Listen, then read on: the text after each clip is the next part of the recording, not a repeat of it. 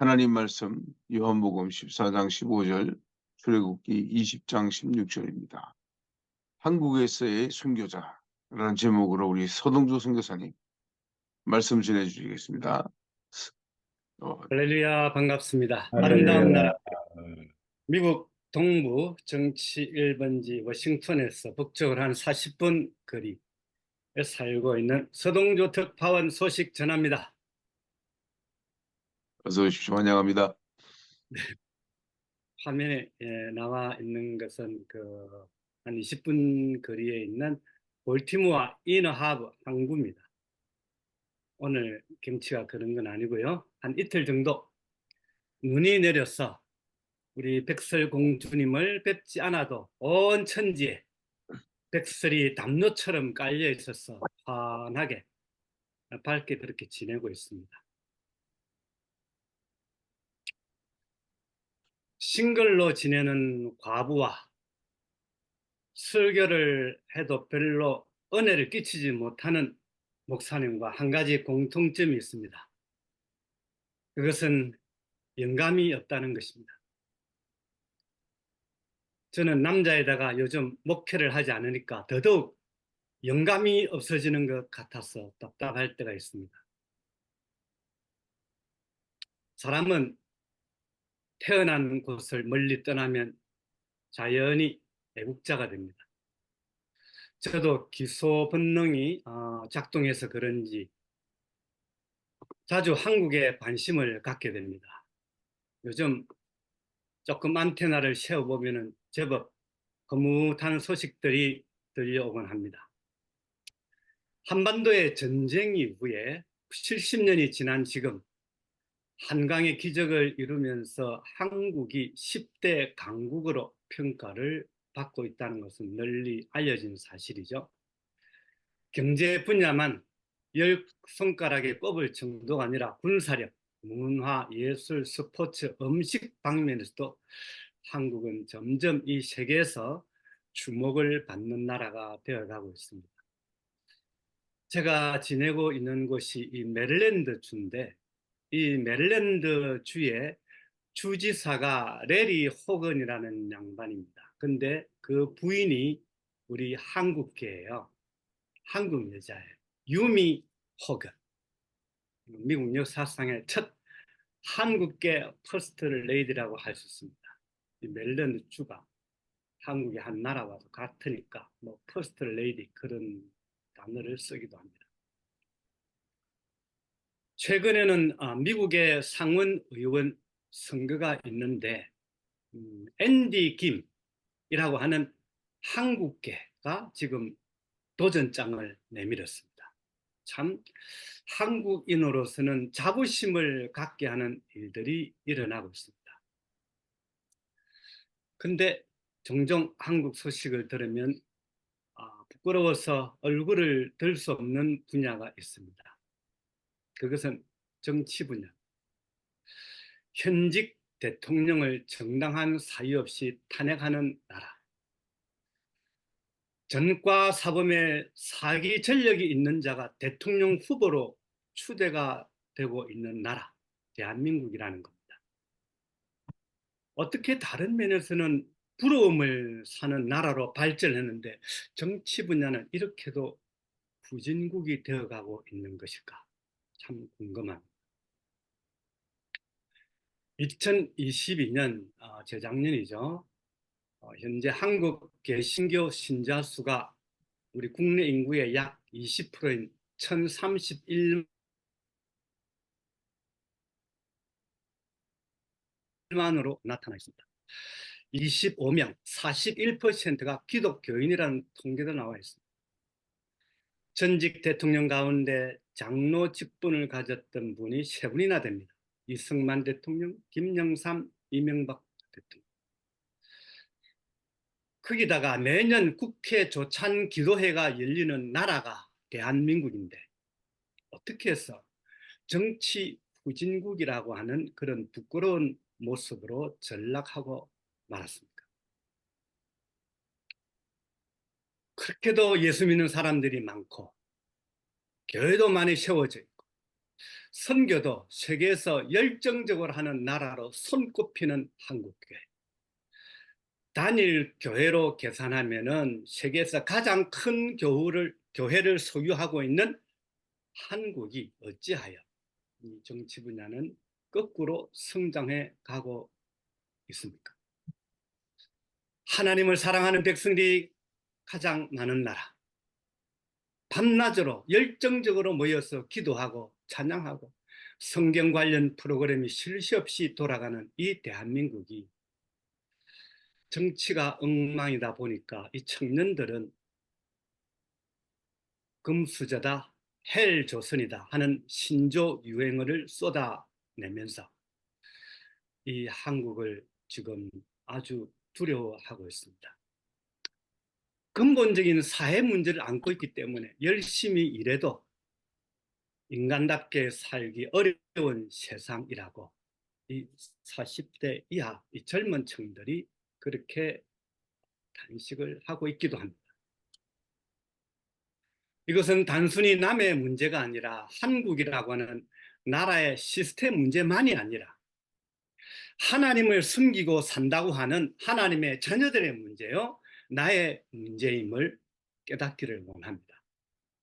하나님을 사랑한다고 하는 우리가, 예수 잘 믿는다고 하는 신자들이 많은 이 나라가 다른 것들은 훌륭하다고 평가를 받는 것들이 많은데 정치가 왜 이렇게 어렵고 낙후되어 있는가? 그 배후에 거짓이 자리 잡고 있다는 사실을 오늘 우리가 함께 기억하기를 원합니다. 사단은 에덴 동산에서 거짓으로 유혹한 것부터 시작해서 요한계시록 마지막 부분까지, 즉 그리스도, 이 거짓 그리스도로 나타나서 우리로 하여금 신앙을 저버리고 죄악으로 인도하려고 발악을 하고 있습니다. 역사를 훑어봐도 이 사단은 조금도 쉬지 않고 이 거짓이라고 하는 기막힌 도구를 가지고 우리 인류를 괴롭혀 왔다는 것입니다. 한국 안에 지금까지 계속 이어져 왔던 동성애, 포괄적 차별금지법, 교회 폐쇄 발의 동의안, 이런 인간의 생각들은 단순히 남을 살리는 아이디어에서 나온 것이 아닙니다. 겉으로 포장은 했지만 거짓으로 위장하면서 듣기 좋은 표현으로 포장해서 하나님의 나라를 무너뜨리려고 하는 영적 전쟁임을 깨달아야 합니다. 오늘 주님은 분명히 나를 사랑하면 나의 계명을 지키리라고 말씀하십니다. 우리는 신앙이 훌륭하면 율법 같은 계명은 좀 등한히 해도 은혜로 다 넘어가려고 하는 그런 성향이 있습니다. 그것은 주님의 사랑을 오해한 것입니다. 사랑하면 더 지키려고 하는 것이 당연한 것이고 그것이 자연스러운 것입니다. 그것이 정말 그 사랑에 보답하는 길입니다. 사랑한다고 해서 자기 마음대로 살면 그것은 사랑 안에서 자유를 누리는 것이 아니고 무지한 것이고 방종인 것입니다. 예수님은 친히 우리와 같은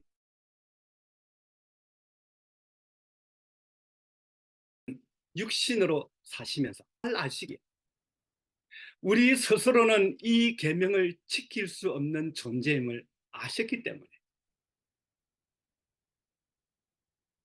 요한복음 14장 15절 그 이하에 보면은 다른 보혜사 성령님을 보내주시겠다 약속하고 계십니다.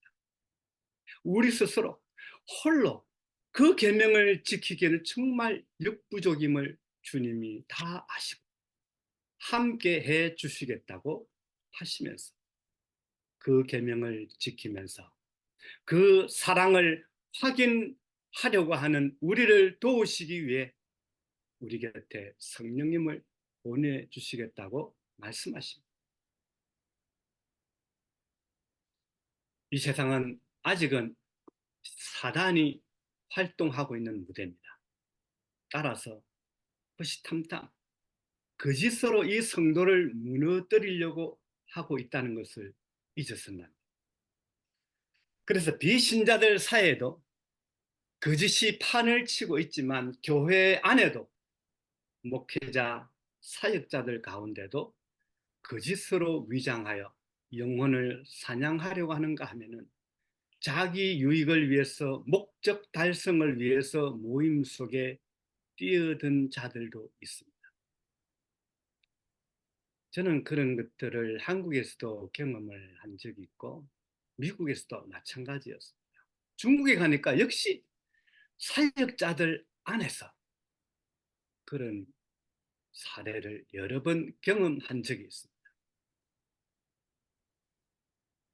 스승을 팔아먹은 21세기판 가룟 유다도 보았고 스승을 배신했던 시몬 베드로도 보았습니다.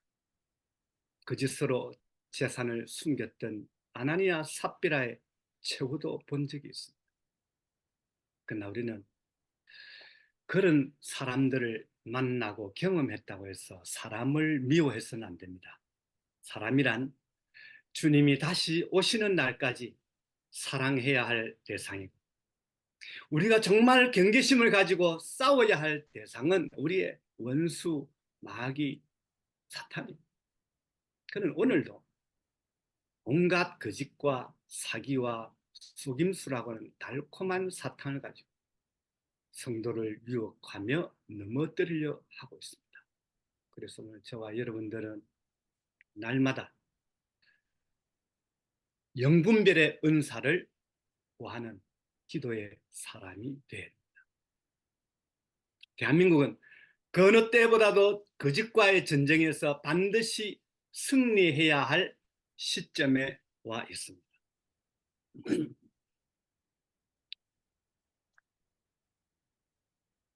선거가 눈앞에 닥쳐왔기 때문입니다. 사기 사건이 일본과 비교해보면 무려 10배나 높다는 통계가 있습니다. 그 말은 사기, 속임수, 거짓에 이 대한민국 국민들이 잘 넘어간다는 말입니다. 한국의 미래가 달려있는 이번 4월 선거이기 때문에 거짓이 작동하면은 투표는 어느 편이 이긴다고 한들 선거에는 질 수가 있습니다. 단순히 선거가 아니라 나라의 운명이 달려 있습니다. 한국이 진리 위에 든든히 서야만 우리가 생명을 보존할 수 있고 교회가 있고 선교도 가능합니다. 아멘. 아멘. 인간의 힘만으로는 계명을 지키기 힘들 때가 참 많습니다. 거짓은 언제나 당근을 동반하기 때문입니다. 너무 달콤하고 거짓에 따라오는 혜택이 크다 보니까 그걸 걷어차고 일어서기가 벅찰 때가 많습니다. 그래서 사람들은 쉽게 거짓으로 불의와 타협하고 죄악을 저지르는데 담대해지는지도 모릅니다. 하지만 우리 성도는 하늘에 속한 사람입니다. 아멘. 우리는 하늘 아빠가 주인으로 계시는 하늘에서 받을 그 상급이 무궁무진하고 헤아릴 수 없기 때문에 그게 아멘. 할 수 없습니다. 잠시 잠깐 안개처럼 있다가 사라지는 이 연기와 같은 세상에서 그 무엇 때문에 진리를, 진실을 왜곡하거나 감추거나 나의 유익을 위해서 다른 사람의 손해를 입히는 그런 행동을 했어야 되겠습니다. 코람되어 하나님 앞에서의 신앙으로 하나님을 사랑하는 정표로서 진리를 드러내고 거짓을 미워하면서 살아갈 때 하나님께서 정말 우리를 다시 사랑하고 우리를 품어주실 것이고 이 땅에 산 날 동안 저희들과 동행해 주실 것입니다. 아멘. 우리가 주님을 어떻게 사랑한다고 표현하며 살아갑니까? 기도하는 거 정말 중요합니다. 오늘 우리가 기도회로 모여서 주님 앞에 기도할 때 하나님께서 기쁘게 받으십니다. 하나님의 말씀을 우리가 사랑하여서 늘 그 말씀을 암송하며 또 읽으며 그 말씀대로 살아가기 위해서 우리 마음속에서 곱씹으며 살아가는 것 정말 중요합니다. 그러나 그 사랑을 우리 삶 가운데서 행동으로 나타내지 않는다면, 우리 앞에 거짓이 틈탈 때, 거짓으로 우리를 유혹할 때, 진리가 진리로 서지 아니하고 그 거짓으로 인해서 무너지려고 할 때 우리가 담대하게 나서지 않는다면 우리의 사랑은 공수표에 불과할 것입니다. 입으로는 사랑하는데 행동으로 이웃의 어려움을, 이웃이 위험에 처했을 때 도와주지 않는 것처럼 거짓이 판을 치고 거짓으로 다른 사람을 유혹해서 넘어뜨리려고 할 때 우리가 입을 닫고 있다면 그것 또한 우리는 주님을 사랑하는 사람이 아닐 것입니다. 아멘. 오늘 우리 앞에는 중대한 문제가 우리 앞에 가로서 있습니다. 그것은 오늘 이 지구촌에서 많은 나라들이 경험하고 있는 선거라고 하는 관건입니다. 얼마 전에 대만이 선거를 치렀는데 수개표를 했다고 합니다. 왜 그랬을까요? 그들이 과학이 IT 쪽에서 부족해서 그럴까요? 아니, 그만큼 그 나라에도 거짓이 판을 쳤다는 것입니다. 속이는 자들이 많았고 이 과학이라는 문명의 발달을 가지고 장난을 치는 사람들이, 사람들을 속이는 사람들, 그런 정치인들이 많았다는 것입니다. 오늘 우리는 그런 점에서 눈을 떼야 됩니다. 특별히 하나님을 믿는 사람들이 거기에 대해서 침묵하고 있어서는 안 돼. 하나님께서 쓰시는 사람들은 불의가 판을 칠 때 거짓이,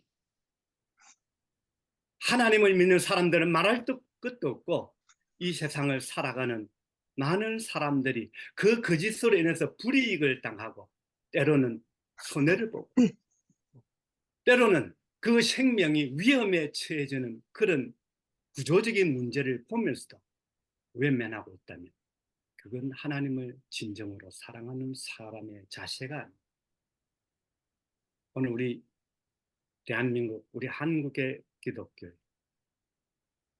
그 사랑을, 주님을 사랑한다고 하는 그 사랑을 눈으로 보여야 할 중대한 기로에 서 있습니다. 정말 하나님을 사랑한다면 우리는 진리에 대해서, 진실에 대해서 외면하면 합니다.